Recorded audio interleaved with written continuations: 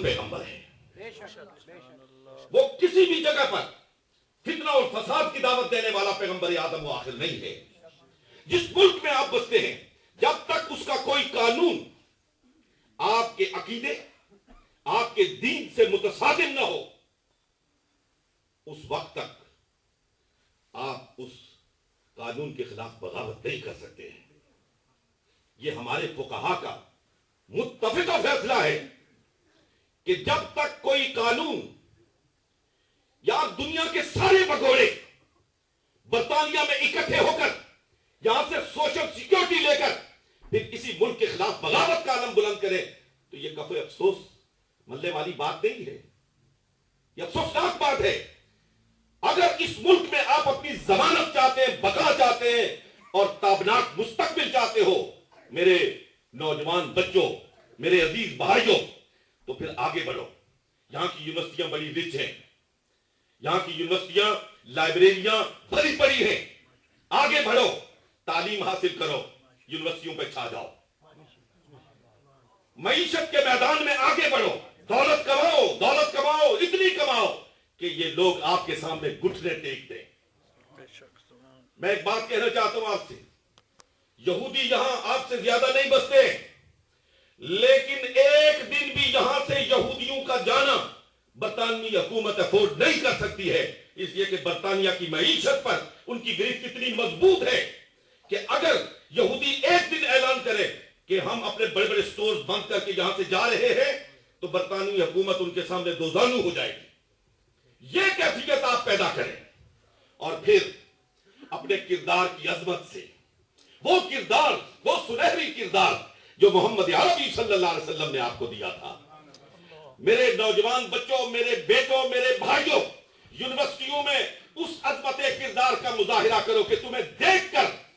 ہر مذہب سے تعلق رکھنے والا پوچھے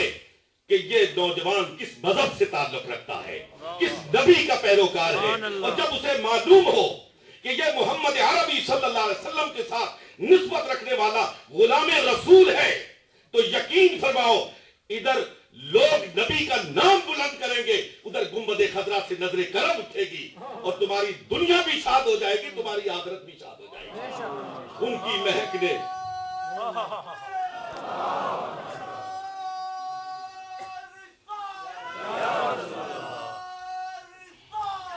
ان کی مہک نے دل کے گنچے کھلا دیے ہیں، ان کی مہک نے دل کے گنچے کھلا دیے ہیں، جس راہ چل دیے ہیں کوچے بسا دیے ہیں۔ میرے کریم سے گر قطرہ کسی نے مانگا، میرے کریم سے گر قطرہ کسی نے مانگا، دریا بہا دیے ہیں، دربے بہا دیے ہیں۔ اور ہم سنی یہ عقیدہ رکھتے ہیں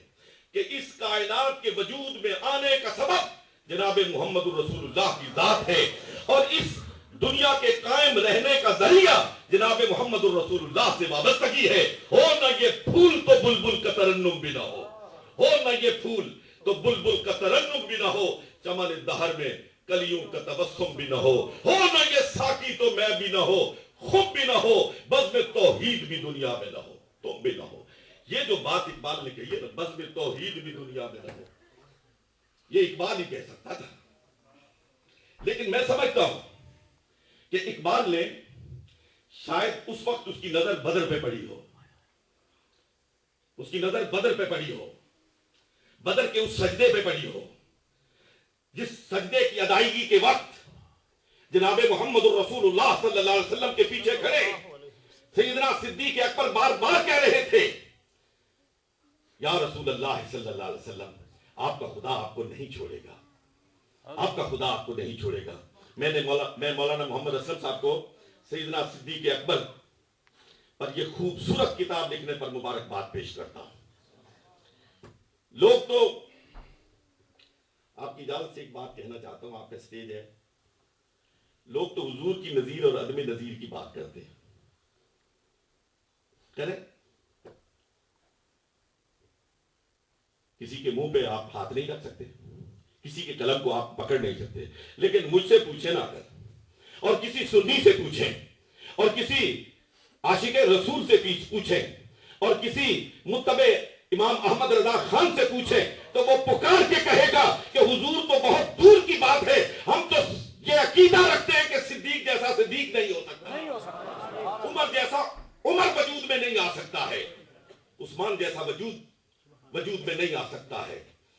जैसा अली पैदा नहीं हो सकता है जो बराह रास्त मोहम्मद रसूलुल्लाह सल्लल्लाहु अलैहि वसल्लम के नूर नबुव्वत से मुस्तनीर हुए उन सहाबा किराम की कुछ सिफत जमात जैसी कोई जमात वजूद में नहीं आ सकती है। सरकार की मिसल लाना तो बहुत दूर की बात है, बहुत दूर की बात है। और ये अबू बकर सिद्दीक जिक्र छिड़ गया है, मैं उस पर कोई तफसीली बात नहीं करता हूं। वल्लाहि बिल्लाहि सुम्मा तल्लाह, यार जिसका एहसान सरकार नहीं मुका सके उसका एहसान उम्मत मुका सकती है। सरकार ने फरमाया मैंने सबके एहसान उतार दिए हैं, मैं सिद्दीक का एहसान आज तक नहीं उतार सका हूं। जिसका एहसान सरकार नहीं उतार सके उसका एहसान उम्मत कैसे उतार सकती है। खुदा की कसम, हुजूर अलैहिस्सलातु वस्सलाम ने अपने पीछे वो आसमान हिदायत के चमकते हुए सितारे छोड़े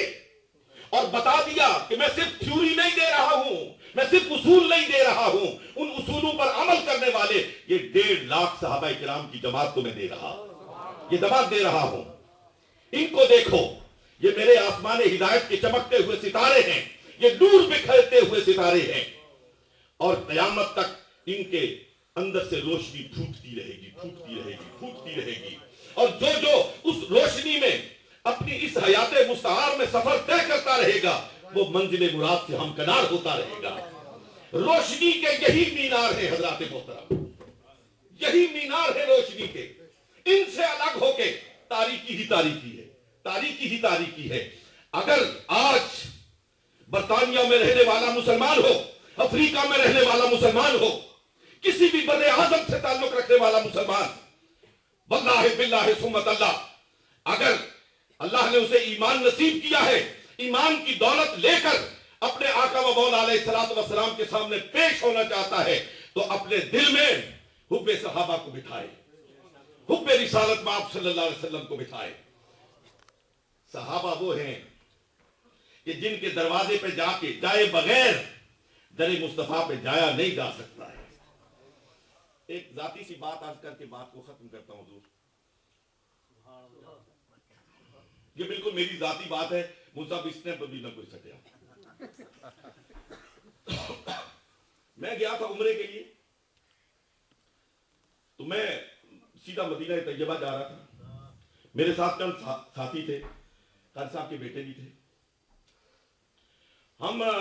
जद्दे में रुके अगली फ्लाइट के इंतजार में। इन्हीं के साहबजादों ने मुझसे कहा कि जी एक बात मुझे एक वहां पिंडी में किसी ने कही थी, वो बात मैं वहां नहीं पूछ सका हूं, जहां पूछना चाहता हूं। हम तो उम्रे के लिए आए हैं और जद्दे में उतरे हुए हैं, यहां से मक्का नजदीक है, तो पहले मक्के शरीफ चलना चाहिए, फिर वहां से मदीना शरीफ चलेंगे। मैंने कहा मैं भी मक्के के लिए आया हूं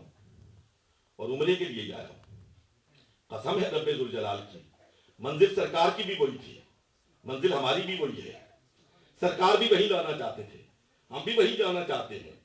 लेकिन जो ले जाना चाहते थे ना उनका दामन पकड़ के वहां जाना चाहते हैं। हमें यहां कोई नहीं पहचानेगा, कोई नहीं पहचानेगा, कोई नहीं पहचानेगा। अगर अपनी शनाख्त चाहते हो, अगर चाहते हो कि वहां जाओ, तो जिस रब के हुजूर तुम जा रहे हो उसकी चादर रहमत के नीचे आ जाओ, तो फिर पहले दामन मोहम्मद मुस्तफा को पकड़ने के लिए मवाजा शरीफ पे जाओ।